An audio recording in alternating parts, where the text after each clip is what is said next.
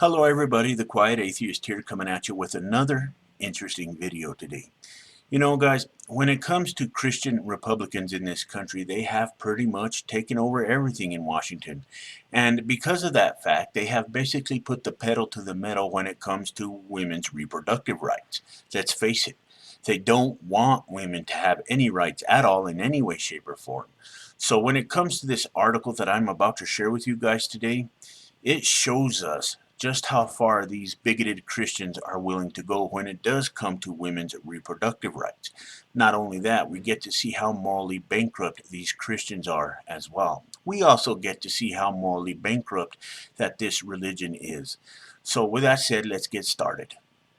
A group of Republican congressmen urged support for what is believed to be the first federal heartbeat bill in the U.S. on Tuesday, arguing that it would, in effect, eliminate abortion across the country.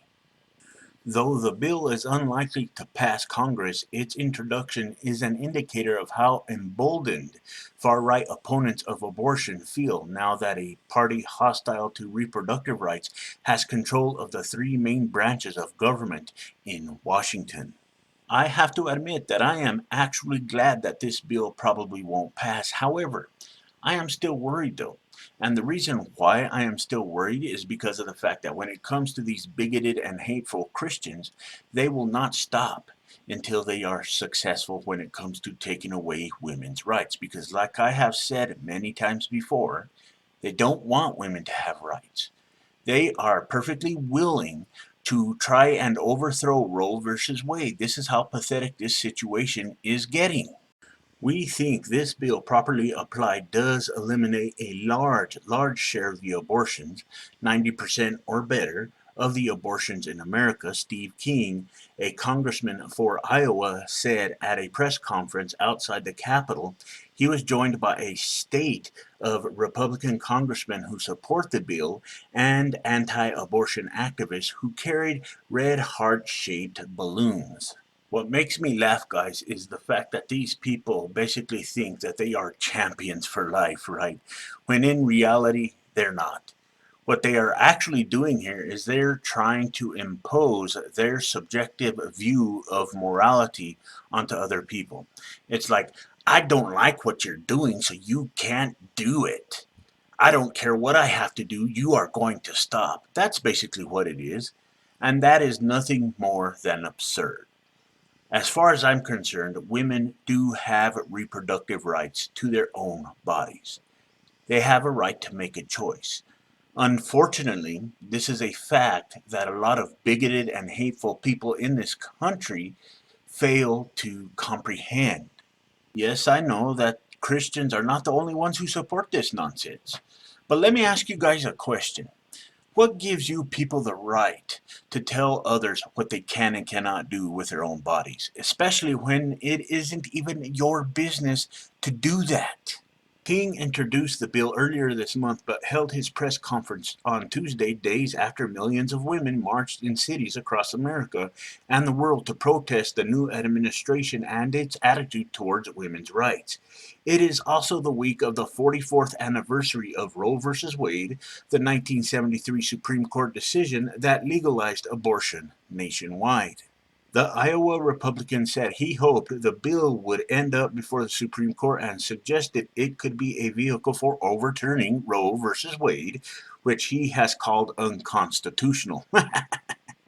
Donald Trump has said he intends to appoint a pro-life justice to fill the Supreme Court vacancy left by Justice Antonin Scalia.